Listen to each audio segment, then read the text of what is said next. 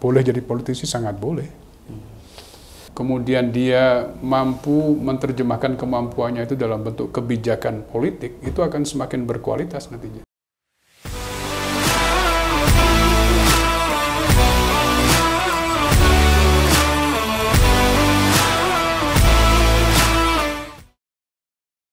Assalamualaikum warahmatullahi wabarakatuh. Assalamualaikum warahmatullahi wabarakatuh.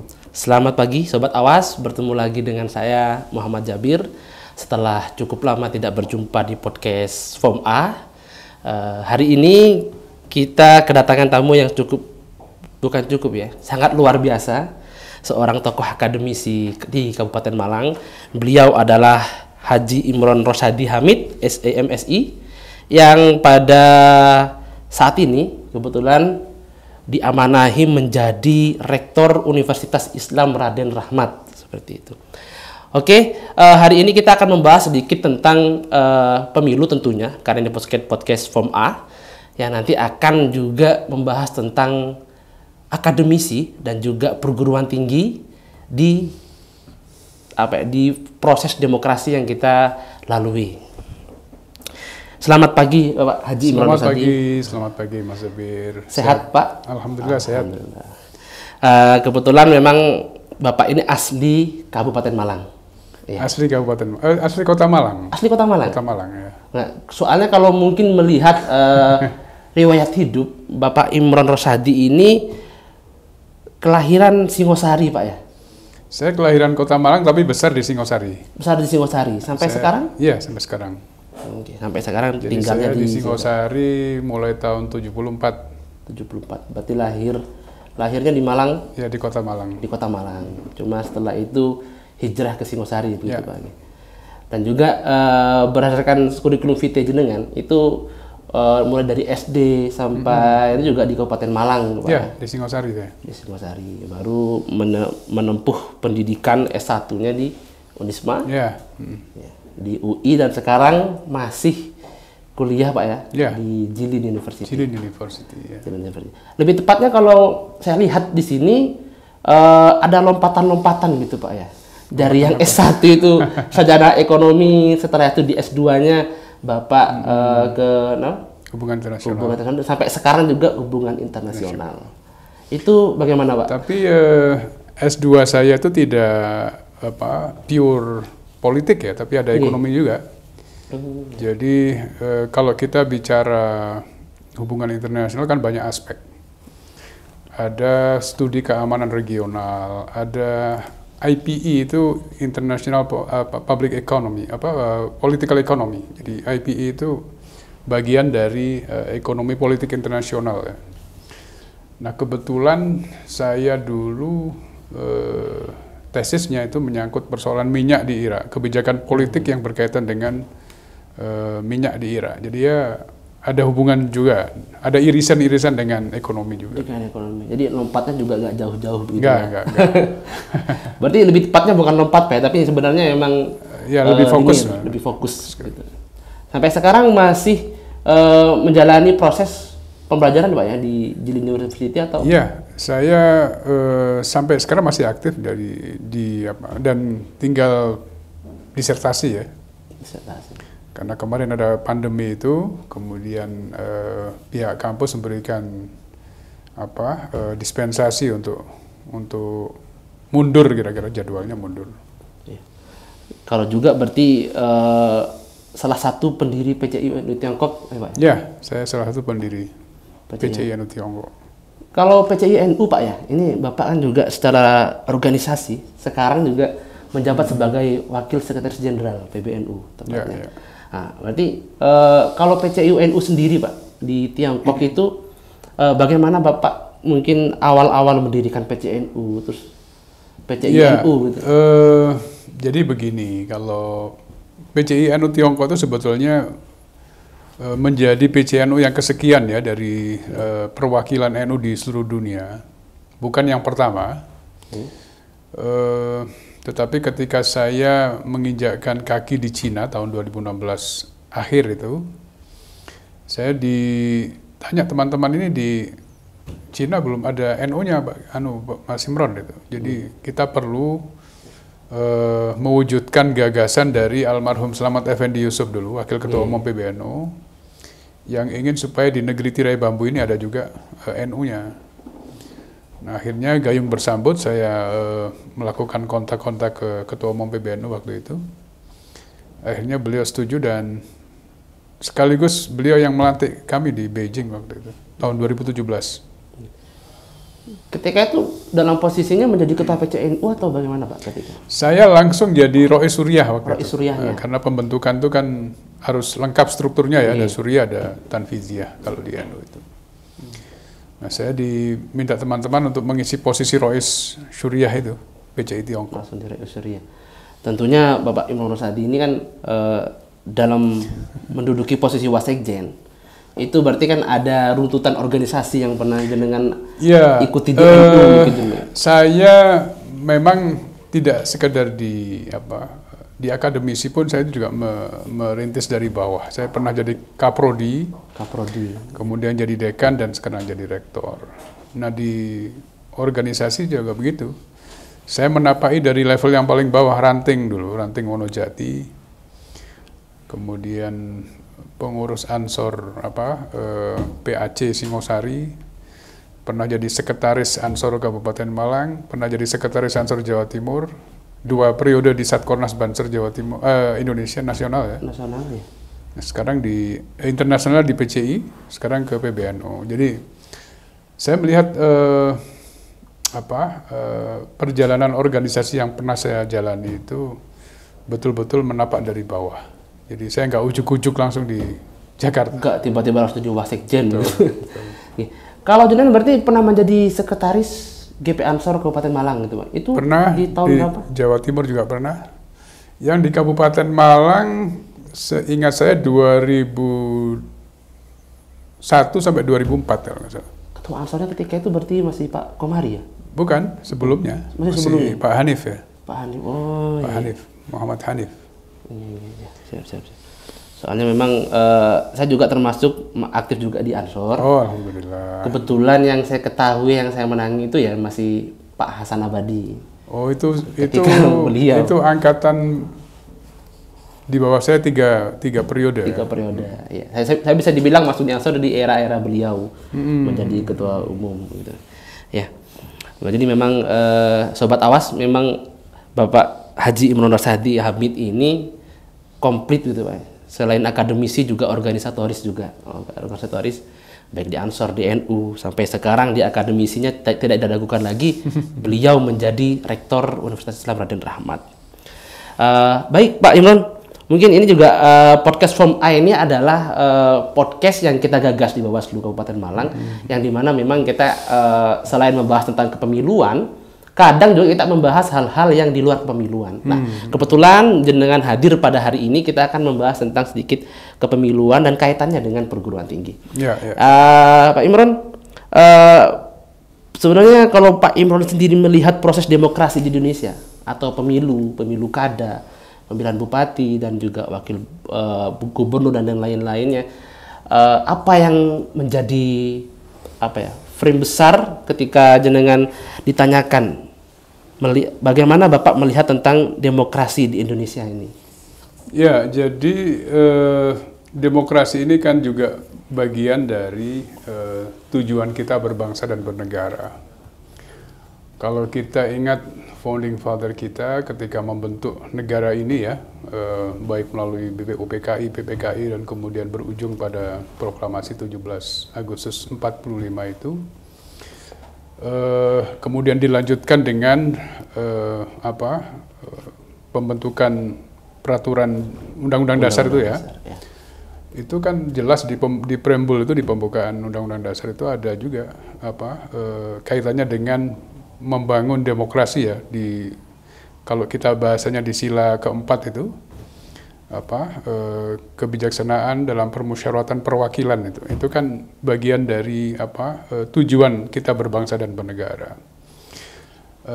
Tetapi dalam proses membangun sebuah sistem demokrasi yang kuat itu memang perlu tahapan-tahapan ya, karena kalau kita bicara tentang pemilu pertama saja kan baru dilakukan tahun 55, 10 tahun setelah kita merdeka. Kita masih belum punya perangkat yang memadai waktu itu untuk membuat satu pemilu yang bisa memiliki legitimasi ya, baik ke dalam maupun keluar. Nah, ini saya kira perlu juga terus didorong.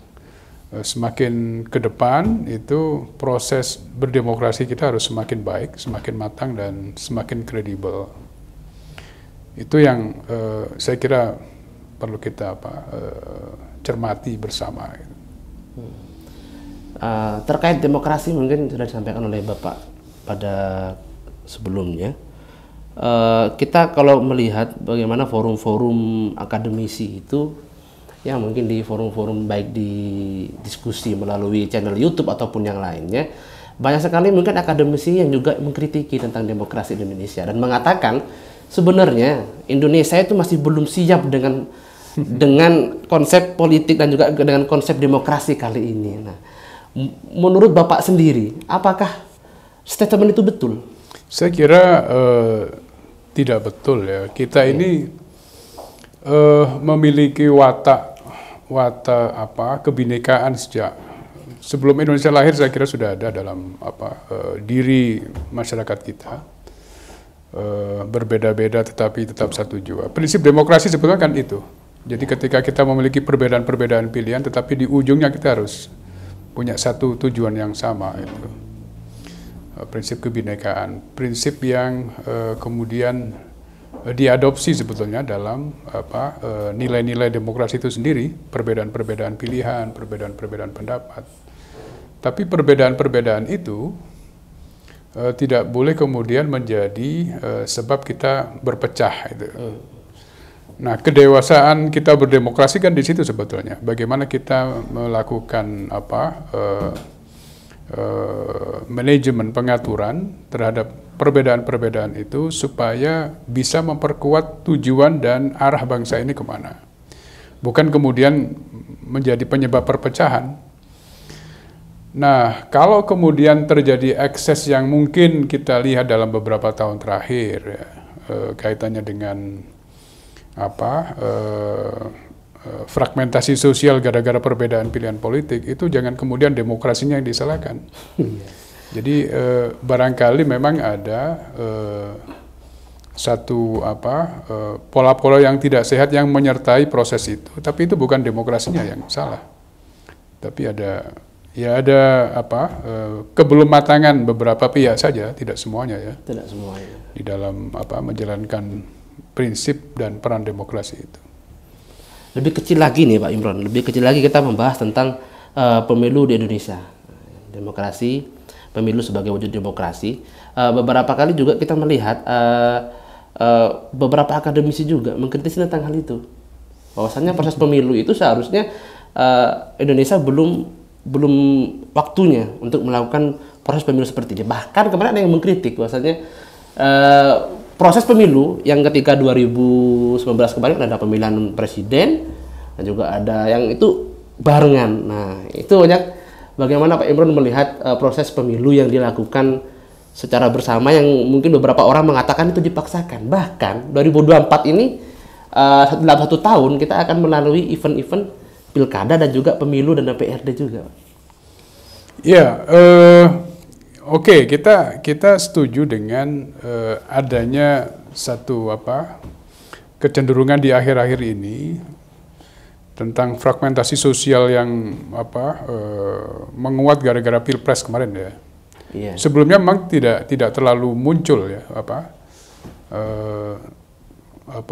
fragmentasi semacam ini. Jadi ada istilah cebong sama kadrun itu. Itu sebelum belum kita pernah dengar ya model-model begitu. Dulu ada perbedaan pilihan tapi selesai gitu. Kalau sekarang ini kan masih ada sisa-sisa kalau saya bilang ini limbah demokrasi yang kemarin itu belum sepenuhnya bisa kita hilangkan. Tetapi kalau kita bicara tentang apakah pemilu yang dilakukan secara bersamaan ya, baik itu Pilpres maupun pemilihan legislatif, kita mestinya sekarang juga perlu melakukan adjustment atau penyesuaian-penyesuaian dengan perkembangan teknologi hari ini. Saya kira dilakukan bersama atau tidak itu bergantung dengan kesiapan dan kemampuan kita untuk melakukan penyesuaian-penyesuaian terhadap mekanisme dan pola pengambilan suara yang bisa digunakan atau menggunakan ya perkembangan teknologi gitu. Jadi sekarang dengan perkembangan IT itu seberapapun suara yang mau kita hitung ya, kalau kemudian menggunakan model-model yang pemanfaatan teknologi yang canggih, dan yang penting juga dari sisi kredibilitas itu dipenuhi. Nggak ada kata yang sulit menurut saya. Jadi bersamaan atau tidak bersamaan itu sangat relatif ya. Tidak kemudian dianggap ini belum waktunya kita. Ya, kalau kita bicara pemilu tahun 55, ketika kita baru 10 tahun menjadi sebuah negara bangsa itu ya, tahun 55, itu pemilu yang dianggap paling demokratis. Artinya sudah ada kematangan di zaman itu. Nah, taruhlah kemudian ada yang mengatakan ada degradasi dalam situasi Orde Baru segala macam, itu kan jangan kemudian menyalahkan rakyat yang dianggap tidak matang. Mungkin karena sistem yang dibangun waktu itu dianggap tidak menguntungkan proses pelaksanaan pemilu yang dilakukan secara baik dan jurdil itu. Jadi saya kira itu ya yang bisa saya sampaikan. Jadi jangan kemudian menganggap kita belum waktunya berdemokrasi ya. Saya kira itu pandangan yang sangat keliru. Kita sangat siap untuk melakukan proses-proses demokrasi sesulit apapun ya. Bangsa ini sudah punya kematangan-kematangan untuk mengelola perbedaan-perbedaan itu. Melihat banyaknya fenomena tadi disebutkan bagaimana memang baru tahun ini, baru periode kali ini kan pasca pemilu atau pasca pemilihan presiden itu ada istilah cebong, ada istilah kadun dan lain-lainnya gitu kan. Evaluasi yang disampaikan tadi cukup banyak memang evaluasi yang disampaikan bahwasanya sebenarnya Indonesia sudah siap, hanya saja mungkin ada oknum-oknum gitu Pak ya. Kalau melihat semua itu Pak Imron, bagaimana seharusnya proses demokrasi ini ke depan bisa berjalan lebih baik melihat setelah terjadinya pemilu 2019 itu ternyata masih ada banyak fraksi-fraksi begitu. Mungkin ada evaluasi yang bisa Pak Imron sampaikan tentang pelaksanaan pemilu atau proses demokrasi di Indonesia kali ini, sehingga tidak ada limbah demokrasi ke depannya, Pak Imron. Ya, yang pertama memang kalau kita bicara pemilu itu bicara tentang regulasi yang menjamin proses pemilihan itu bisa berjalan dengan adil, transparan, jujur dan segala macamnya itu. Nah, kalau kemudian di pemilu di periode tertentu dianggap ini ternyata masih ada ekses yang tidak baik, prosesnya tidak berjalan dengan jujur, kan bisa diperbaiki itu regulasinya. Yeah. Jadi menurut saya kata kuncinya kita perlu menyempurnakan regulasi pemilu yang lebih kredibel, lebih menjamin prosesnya itu bisa berjalan dengan jujur dan adil. Saya kira itu ya. Jadi regulasi itu yang penting untuk kita review setiap kali pemilu untuk dilakukan penyempurnaan. Terkait dengan limbah demokrasi tadi itu Pak, mungkin apakah itu juga bisa diselesaikan dengan review undang-undang atau pemilu? Bisa jadi, karena kemarin itu kan ketika kita bicara tentang presidential threshold, kemudian kita bicara tentang persyaratan untuk menjadi calon presiden, itu kan akhirnya hanya memunculkan beberapa saja yang bisa jadi calon presiden. Yeah. Orang kemudian tidak, walaupun dia orang baik, orang yang punya kredibilitas tinggi, tapi kalau tidak disokong oleh kekuatan parlemen yang memadai, dia tidak bisa jadi calon pemimpin. Sementara kita bisa melihat ada orang yang punya track record politik tidak baik, punya beberapa handicap kesejarahan yang mungkin menjadi beban buat rakyat ini, tapi ketika dia mampu memiliki kendaraan partai, entah dengan apa caranya, dia bisa jadi calon presiden. Nah, regulasi yang semacam ini menurut saya perlu ditata ulang supaya memungkinkan orang yang baik, orang yang punya track record menjanjikan buat perbaikan bangsa ini, meskipun dia tidak memiliki sokongan partai yang memadai, itu dia bisa dimungkinkan untuk maju di calon pemimpin bangsa. Nah, kita kan sekarang dihadapkan pada satu regulasi yang membatasi dalam tanda kutip ya. Jadi apalagi kalau kemudian calon presidennya cuma 2, ini kan terbelah akhirnya. Kalau tidak A, tidak B. Jadi pola-pola fragmentasi sistemik itu terjadi juga gara-gara regulasi yang menurut saya tidak mengakomodir banyak pihak yang baik seharusnya bisa maju juga. Oke, terima kasih. Mungkin memang tadi lebih bahasa yang saya garis bawahi tadi itu bukan undang-undang yang tidak pas, tetapi undang-undang atau regulasinya belum mengakomodir kebutuhan itu sendiri. Terkait dengan demokrasi, terutama di perguruan tinggi, karena Bapak ikut juga di akademisi dan juga rektor Unira Malang. Jadi bagaimana Bapak melihat perkembangan atau penanaman nilai-nilai demokrasi di perguruan tinggi, termasuk di Unira mungkin, Pak? Saya kira hampir di semua perguruan tinggi adalah ya, senat, mahasiswa. Tapi proses pembelajaran demokrasi di senat mahasiswa itu memang sudah berjalan sejak lama. Sudah lama. Jadi kalau kita bicara tentang pemilihan ketua Hima-Prodi aja di situ kan sudah mulai ada model-model persaingan, model-model proses demokrasi yang sudah berjalan. Itu nanti naik ke urusan senat mahasiswa di tingkat fakultas, kemudian sampai ke tingkat universitas. Itu kan bagian dari proses pembelajaran demokrasi. Dan jangan dikira bahwa sistem yang berjalan di kampus itu kemudian berjalan seperti apa adanya. Yang saya lihat itu justru sudah mulai ada pembenahan dan modernisasi ya dalam proses demokrasi di kampus itu.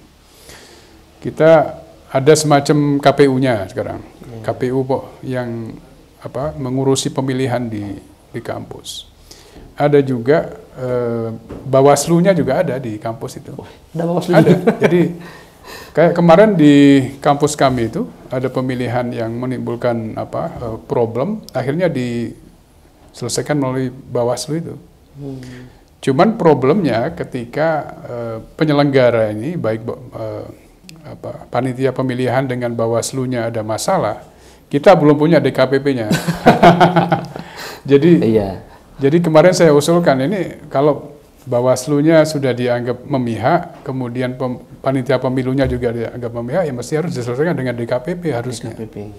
Nah itu yang kemarin saya usulkan ke bagian kemahasiswaan ya, Wakil Rektor 3 itu untuk berpikir ke depan kita perlu membuat semacam lembaga baru yang bisa memberikan sanksi baik kepada penyelenggara maupun panitia pemilihan maupun Bawaslu-nya kalau mereka melakukan pelanggaran norma dan aturan. Itu saya kira. Dan sudah terjadi di Unira. Cuman DKPP-nya yang belum, ini mau saya usulkan. Tapi untuk regulasi sendiri Pak ya, di dunia kampus atau perguruan tinggi, apakah memang mengatur tentang SEMA itu ada KPU, ada Bawaslu, terus DKPP di kami kampus? Di kami ada. Tapi tidak tahu kampus lain saya nggak tahu ya. Iya. Tapi di Unira ada itu. Berarti itu setiap kampus memang berbeda kebijakan masing-masing. Mungkin. Tapi kalau regulasi secara umum atau mungkin secara dari perguruan itu tinggi? saya kira keperluan normatif ya yang harus disediakan oleh kampus ya. Kalau mereka mau melakukan pemilihan calon pemimpin mahasiswa baik itu di tingkat prodi bahkan di universitas, itu memang perlu ada lembaga pengawas karena yang kita hindari adalah adanya abuse ya, penyalahgunaan kewenangan dari panitia pemilihan umpamanya. Nah, perlu ada pengawasan. Pengawasan ini lembaga yang setara dengan panitia pemilihan. Nah, cuman ini muncul baru, ada problem baru, ternyata baik panitia pemilihan maupun Bawasnya dianggap memihak. Nah, ini yang perlu ada lembaga yang bisa kemudian memberikan sanksi pada kedua-duanya itu, model DKPP lah kalau dia. Jadi benar-benar menjadi miniatur sebuah penyelenggara begitu Pak. Dan ini bagian dari proses untuk pembelajaran demokrasi di tingkat mahasiswa. Karena kalau kita bicara mahasiswa, sebenarnya mereka kan calon-calon pemimpin bangsa ya, yang punya pengetahuan dan keterampilan yang cukup memadai lah untuk kita dorong menjadi calon-calon pemimpin bangsa. Saya kira itu. Kalau untuk itu kan di dunia mahasiswa Pak ya. Kalau perguruan tinggi sendiri, maksudnya mungkin di sivitas akademik, di dosen atau apa itu, apakah juga ada pemilihan seperti itu atau mungkin ada KPU Bawaslu-nya juga Pak? Oh kalau itu enggak. Enggak ada ya. Kalau pimpinan universitas itu kan, kalau di swasta itu kan yayasan yang menugaskan. Jadi saya kira itu sesuatu yang berbeda ya. Berbeda. Kalau melihat ini Pak, ini kan kalau dilihat tadi berarti memang mahasiswa itu memang dari tingkat kampus pun, dari tingkat prodi itu, dari pemilihan 5 prodi sampai SMA fakultas sampai SMA ke atasnya itu juga sudah diajarkan atau juga dikenalkan dengan proses demokrasi. KPU, Bawaslu, bahkan juga kalau di Unira mungkin tinggal di KPP-nya yang belum gitu. Mungkin banyak juga Pak fenomena, mungkin ketika saya di Bawaslu juga ternyata banyak juga teman-teman yang notabene menjadi mahasiswa itu juga banyak menjadi tim kampanye atau bahkan di beberapa TPS itu menjadi saksi dari satu partai gitu. Pak Imam sendiri melihat ini apakah kalau ada beberapa orang mengatakan kalau mahasiswa itu jangan ikut-ikut dulu gitu. Enggak. Atau kalau Pak Imam memandangnya saya kira justru penting mereka terlibat dalam proses-proses begitu. Apalagi kalau kita bicara tentang tujuan dan peran perguruan tinggi itu kan ada tridharma perguruan tinggi. Itu juga di sana ada dosen, ada mahasiswa yang punya peran yang sama. Nah, di salah satu dharma kita itu kan pengabdian kepada masyarakat. Kalau kita bicara pengabdian pada masyarakat kan luas sifatnya. Kita bisa kemudian mendorong proses pembentukan dan mematangkan proses demokrasi di masyarakat dengan kita terjun langsung ke sana untuk memberikan pendampingan kan bisa juga. Nah, saya kira itu harus dibaca sebagai proses pembelajaran bagi mahasiswa. Tapi di sisi lain juga itu bagian dari mereka mulai berinteraksi dengan ilmu yang mereka dapatkan di kampus untuk diterapkan di masyarakat. Jadi ini adalah bagian dari proses pembelajaran mereka, baik yang dulu didapatkan di kampus, kemudian dia terapkan lagi di masyarakat secara langsung. Baik itu mungkin tadi berupa memantau atau juga mahasiswanya itu menjadi salah satu tim ses, memantau atau mungkin PPK, banyak juga yang jadi PPK di mahasiswa kami. Jadi itu bagian dari penyelenggara. Kalau PPK itu kan penyelenggara. Jadi ada yang di Panwas juga ada. Itu kan mereka sekarang tidak sekedar belajar tapi langsung mempraktekkan dalam satu posisi formal ya. Dalam proses penyelenggaraan pemilu. Berarti memang bagus, saya kira itu bagus.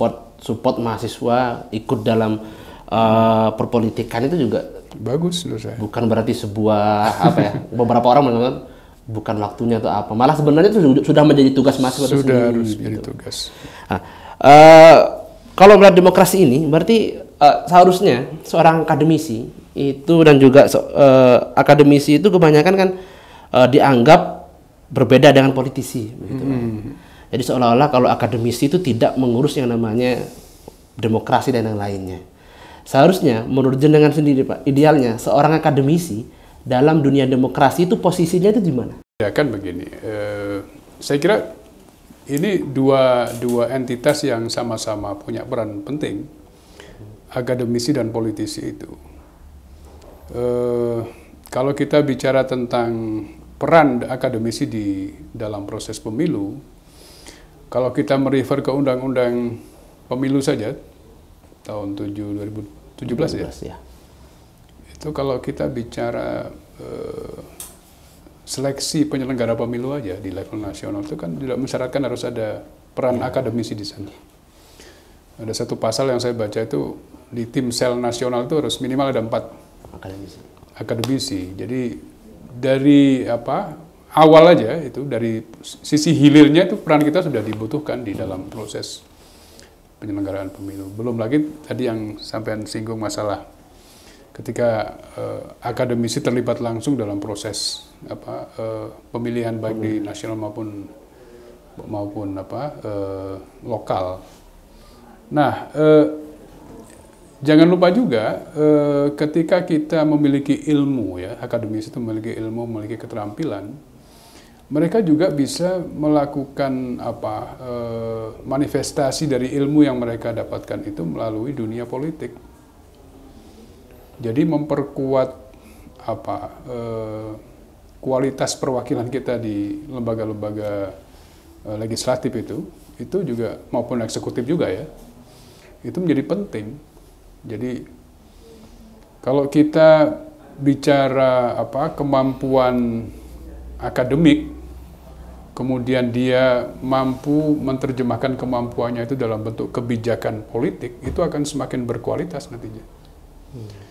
Beda kan ketika kebijakan itu dihasilkan oleh orang yang tidak memiliki ilmu dalam bidang tertentu.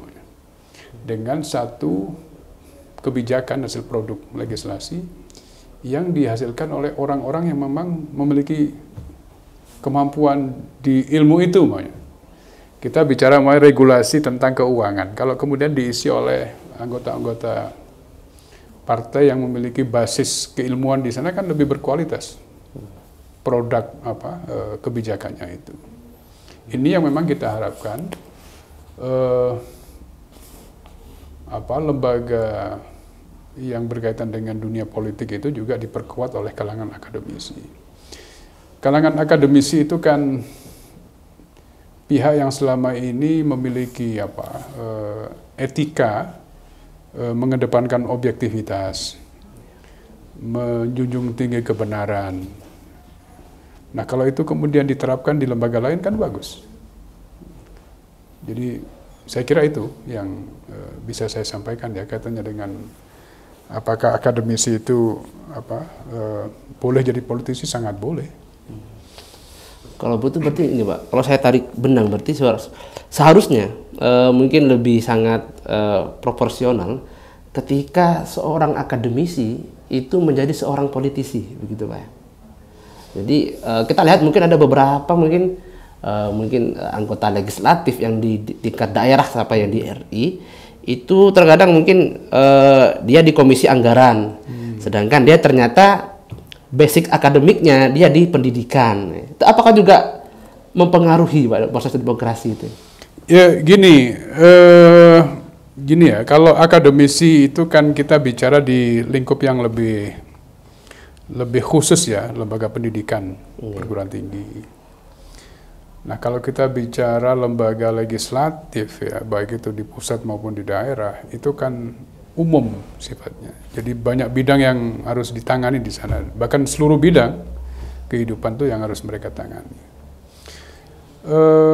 Saya mengikuti juga, ya, perkembangan dunia legislatif kita. Itu sekarang mereka juga dilengkapi dengan satu perangkat staf ahli, tenaga ahli di berbagai macam bidang untuk memperkuat ini, ya, produk kebijakan yang dihasilkan oleh lembaga legislatif itu. Nah, ini biasanya lembaga-lembaga yang kaitannya dengan staf ahli, kemudian ada juga litbangnya, ya, itu kan untuk memperkuat ini basis-basis akademik, ya, yang menjadi sumber dari kebijakan itu dilahirkan. Jadi nggak masalah kalau kemudian dia backgroundnya bukan keuangan terus nangani anggaran, kan masih ada staf ahli dan lembaga litbang segala macam itu. Berarti posisi akademisi juga bisa Tapi setidaknya ketika seorang akademisi itu terlepas dari background pendidikannya dia selalu mengedepankan persoalan objektivitas. Jadi itu yang menjadi dasar bagaimana kita perlu juga mendorong beberapa teman akademisi untuk menjadi politisi. Tidak semuanya saya kira, karena kan menyangkut pilihan-pilihan juga. Akademisi itu ada juga yang lebih berminat menjadi profesional di bidang tertentu, tidak di politik ya. Itu juga hak mereka, nggak masalah. Yang penting bermanfaat bagi masyarakat dan bangsa negara itu aja. Mungkin ini Pak, mungkin pertanyaan terakhir mungkin dari saya selaku Rektor Unira. Ini ke depan Unira itu akan didesain menjadi perguruan tinggi yang tentunya tadi saya lihat ada KPU, Bawaslu dan juga ke depan juga ada DKPP. Mungkin ada program-program ke depan yang menjadi program besar dari Unira ke depan yang selain apa ya, mungkin bisa menopang perkembangan demokrasi di Kabupaten Malang. Ya, kita punya prodi ilmu pemerintahan di Unira itu. Saya kira ini juga prodi yang khusus juga ya, kaitannya dengan bagaimana kita melakukan transfer keilmuan dalam hal ilmu kepemerintahan. Di dalamnya tentu ada pengenalan urusan pemerintahan daerah, pemerintahan pusat dan segala macam, termasuk pemilu ya. Nah di luar itu Unira itu juga memiliki banyak prodi yang bisa daya gunakan ya untuk proses-proses pematangan demokrasi di daerah. Kita punya prodi pasca itu Peace Education namanya, pendidikan perdamaian. Jadi ini juga satu strategi kita untuk mengenalkan bagaimana kita mengelola perbedaan-perbedaan itu tetap dalam koridor menjaga keutuhan ya, dan mengedepankan perdamaian melalui pendidikan. Jadi banyak hal sebetulnya bisa kita daya gunakan keberadaan Unira ini di dalam ikut mendukung ya proses pematangan demokrasi di Kabupaten Malang dan Malang Raya saya kira. Mungkin terima kasih Pak Imron. Ya sama-sama. Tadi ada sedikit pembahasan yang cukup panjang tentang demokrasi. Bagaimana juga dan gak akan selesai dalam satu hari bicara. Pastinya seperti itu Pak. Mungkin ke depan juga. Jadi di Form A Podcast itu kita juga ada beberapa ada beberapa inovasi juga dari Bawaslu Kabupaten Malang. Ada juga yang namanya kelas Form A dan yang lainnya. Mungkin ke depan harapan kita dari Bawaslu juga bisa berkomunikasi dan bekerjasama lebih lanjut. Tentunya dengan Unira seperti itu ke depan. Betul, monggo. Ini Pak, sebelum ini kita akhiri Sobat Awas, kita sedikit bahasanya mungkin game atau sesi hiburan mungkin ya. Di sini kuis. Tapi bukan pertanyaan kayak seperti mungkin nanti saya akan menyampaikan tentang satu kata dan Pak Imron Rosadi nanti bisa menjawabnya dengan cepat singkat. Apa yang pertama kali muncul ketika kata itu saya sebutkan. Nah, seperti itu. Mungkin tentang Unira atau apa seperti itu Pak ya. Kata pertama Pak Imron itu tentang pemilu. Apa yang muncul ketika pemilu? Jujur dan adil. Jujur dan adil. Nah, okay. Kenapa kok jujur dan adil Pak? Karena itu prinsip utama demokrasi. Siap. Selanjutnya kata Bawaslu. Pengawasan terhadap pelanggaran yang pelanggaran pemilu. Ketiga pengawasan. Kenapa? Pengawasan itu bagian dari koreksi ketika ada regulasi yang ditabrak atau dilanggar ya. Jadi harus ditegakkan lagi, diluruskan. Selanjutnya ini kata selanjutnya setelah pengawasan itu adalah kata partisipatif. Nah, partisipatif ini penting bagaimana pemilu itu kemudian memiliki kredibilitas yang tinggi. Semakin banyak orang yang berpartisipasi dalam pemilu itu, maka pemilu itu dianggap sangat dan lebih kredibel ya dibanding yang mengikuti cuma sedikit. Kata selanjutnya Malang, Pak. Malang kota yang sangat terbuka. Ya, orang yang open minded orangnya gitu. Dan Malang menjadi contoh demokrasi yang baik gitu. Karena orangnya rata-rata berpikiran terbuka ya. Bisa berinteraksi dengan orang yang bermacam-macam ya gitu. Kata selanjutnya Pak, Unira. Unira kampus perdamaian. Kampus perdamaian, simple Pak. Simple ya. Simple. Tapi memiliki makna yang dalam gitu. Makna yang dalam. Kata terakhir Pak Imron, ada khairu ummah. Ya. Khairu ummah itu adalah satu kata atau satu istilah yang kita ambil dari salah satu ayat dalam Al-Quran. Kuntum khairu ummatin ukhrijat lin-nasi ta'muruna bil ma'ruf wa tanhauna 'anil munkar wa tu'minuna billah. Khairu ummah itu adalah satu entitas yang dibayangkan, entitas keumatan yang dibayangkan yang mewakili nilai-nilai kebaikan. Khairu ummah itu umat yang terbaik. Gitu. Jadi terbaik dalam arti apa ya, kualitasnya gitu, kualitasnya. Ya, jadi semoga semua dan termasuk kita juga, saya sendiri semoga bisa menjadi khairu ummah. Gitu. Amin, amin, amin. Dan juga Bawaslu menjadi lembaga yang bisa juga menciptakan khairu ummah ke depannya. Amin. Oke, terima kasih. Oke, Sobat Awas, hari ini cukup panjang obrolan dengan Rektor Unira Bapak Imron Rosyadi SEMSI. Mungkin ke depan kita akan bertemu lagi dengan akademisi selanjutnya. Yang mungkin hari ini Rektor Unira, mungkin selanjutnya nanti akademisi selanjutnya, mungkin rektor di kampus yang lain atau seperti apa, seperti itu. Terima kasih dari saya. Jangan lupa subscribe dan juga like serta komennya di YouTube channel Malang Mengawasi, dan dukung terus kita di Form A Podcast agar kita bisa lebih berinovasi lagi, menghadirkan tamu-tamu yang lebih istimewa, dan juga menghadirkan diskusi-diskusi juga yang lebih menarik ke depannya. Terima kasih sekali lagi kepada Bapak Haji Imron Rosyadi Hamid SEMSI selaku Rektor Unira. Terima kasih. Wassalamualaikum warahmatullahi wabarakatuh. Waalaikumsalam warahmatullahi wabarakatuh.